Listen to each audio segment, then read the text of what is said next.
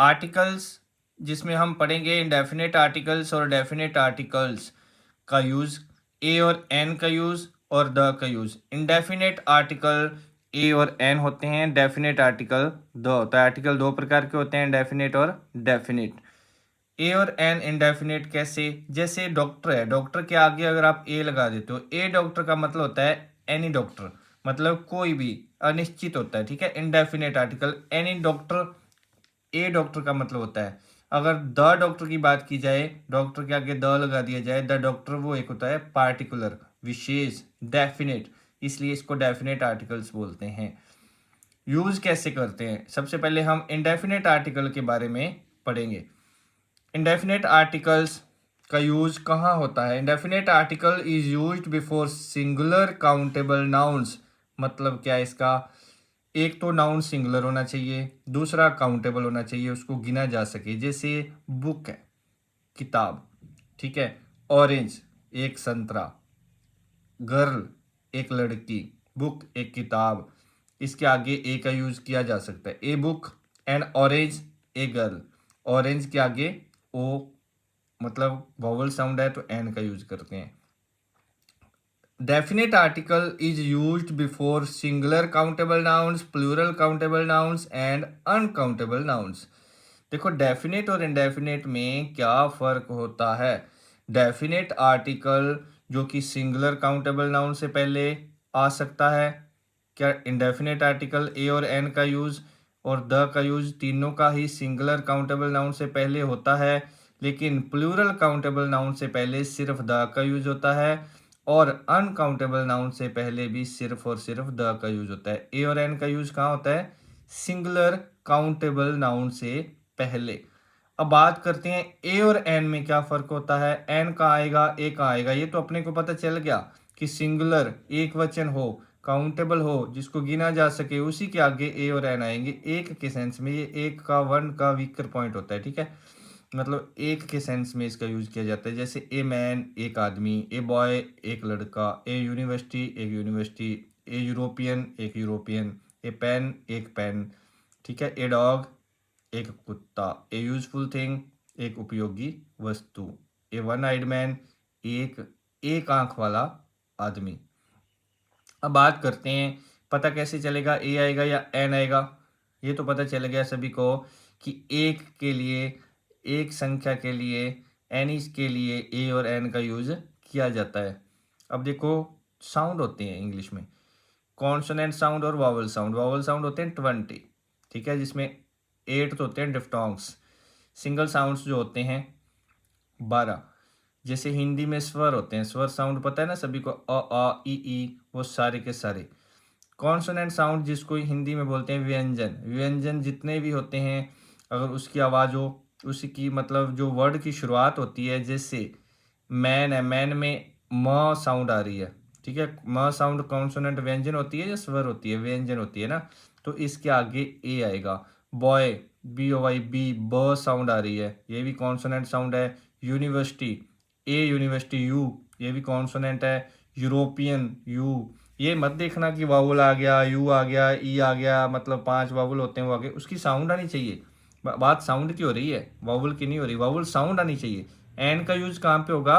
Vowel sound से शुरू होने वाले नाउन के साथ। ए का यूज कहाँ होगा? Before a word beginning with consonant sound. Consonant व्यंजन ध्वनि के साथ किसी भी शब्द की शुरुआत होती है तो उसके पहले ए का यूज किया जाता है। सिंगुलर काउंटेबल नाउन होना चाहिए, एक बात ये भी है। अब बात करते हैं ए का यूज। जैसे देखो ए मैन कॉन्सोनेंट साउंड है, म कॉन्सोनेंट साउंड है, बॉय में बी, ब कॉन्सोनेंट साउंड है, ए यूनिवर्सिटी में यू, यू वोवल है लेकिन साउंड किसकी दे रहा है?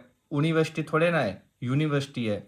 European, pen, a dog, useful thing, a one eyed man, one व की साउंड आ रही है, ना कि देखो आप इसको ओ एन ई को ओन थोड़े ना पढ़ोगे, वन पढ़ोगे, यानी कि ओ की साउंड ही नहीं आ रही है क्या? ओ एन ई, ओ वोवल जरूर है लेकिन ओ की साउंड तो नहीं आ रही, वन की साउंड व की आ रही है, तो ए वन आइड मैन होता है, ठीक है।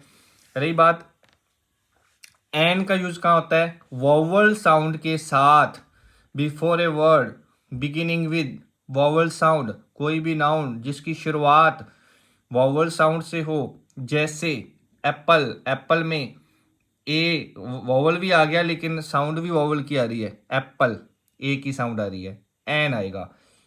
एच ओ यू आर में एच हालांकि कॉन्सोनेंट है लेकिन एच साइलेंट होता है, इसको बोलते हैं आवर, आवर, आवर मतलब आ की साउंड आ रही है तो एन आएगा। एम में एन एम में होता है, एम ए में एम कॉन्सोनेंट जरूर है लेकिन इसको बोलेंगे क्या बोलेंगे, इसको मान थोड़ी ना बोलेंगे, इसको एम ए अलग अलग अलग पढ़ेंगे। एम ए की साउंड आ रही है तो एन आएगा। आइलैंड होता है ये, आइलैंड में आई की साउंड आ रही है, वॉवल साउंड आ रही है। वॉवल साउंड को समझना है आपने ना, स्वर साउंड जितने भी होते हैं हिंदी में देख लो आप, अ से लेके अ ई जितने भी होते हैं ना व्यंजन होते हैं, क ख ग वो सारे। एग में एग, ठीक है, ई ए की साउंड आ रही है। एयर, इसको हियर नहीं पढ़ेंगे, एच साइलेंट होता है, एयर, एयर मतलब उत्तराधिकारी को बोलते हैं, एन आएगा। एम्बीबियस, एम पढ़ेंगे इसको, एम ए की साउंड आ रही है, एम, ठीक है, एन। ऑक्स, अम्ब्रेला, अम्ब्रेला अ की साउंड आ रही है। एलडीसी लड़ीसी नहीं पढ़ेंगे इसको, ल की साउंड नहीं है ये, एल ए की साउंड है, एल अलग पढ़ते हैं ना इसको। एम एल ए, मले नहीं पढ़ेंगे, म की साउंड नहीं है ये, एम ए की साउंड है। एस पी, एस में ए आएगा, एस में सॉरी एस पी में ए से ए की साउंड आ रही है तो एन आएगा। ए ई आई ओ यू, इसकी वावल साउंड मतलब जिस वर्ड में आएगी तो एन आएगा। एस डी एम, एस में भी देखो एस एक से शुरुआत है इसकी भी, एन एच डी एम होता है। यूडीसी, यू वोवल जरूर है लेकिन साउंड नहीं दे रहा वोवल की, यूडीसी, उड़ीसी नहीं पढ़ेंगे इसको, यूडीसी पढ़ेंगे, यूडीसी पढ़ोगे तो ए आएगा। ओल्ड मैन, ओ की साउंड आ रही है, एन आएगा। बस इन वर्ड्स में आपको अच्छे से इन चीज़ों का ध्यान रखना है कि वावल साउंड आ रही है कि कॉन्सोनेंट, वावल नहीं वावल साउंड आनी चाहिए, कई बार बोल दिया मैंने।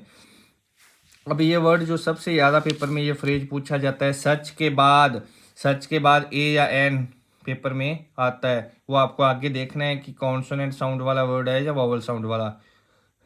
सच ए गुड डीड, सच के बाद ए और एन इंडेफिनेट आर्टिकल आता है। Such a good deed, such a helpful friend, such an interesting story, interesting an आ गया।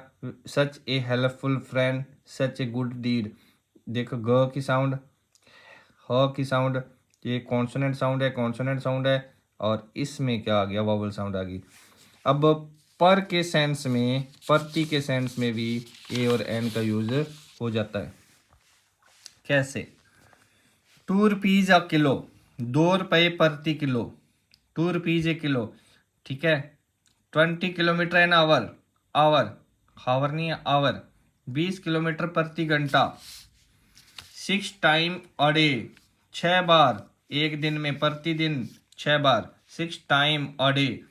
80 रुपीज अ डजन, प्रति दर्जन 80 रुपीज, ठीक है, a dozen, a kilo, an hour, इसमें ए का यूज किया जाता है। एक ये सेंटेंस बहुत आता है पेपर में, a little knowledge is a dangerous thing, इस सेंटेंस को ही आप याद रखना, लिटिल के आगे ए का यूज किया जाता है। थोड़ा ज्ञान हमेशा खतरनाक होता है, ए लिटिल मतलब थोड़ा सा ना, लिटिल के आगे ए आता है। A little knowledge is a dangerous thing, ये फिक्स सेंटेंस होता है जो पेपर में बहुत बार पूछा जाता है। इसके अलावा हम बाकी जो जितने भी आर्टिकल्स ए और एन इंडेफिनेट आर्टिकल्स हैं या फिर डेफिनेट द का यूज़ है, अगली वीडियो में ज़रूर पढ़ेंगे।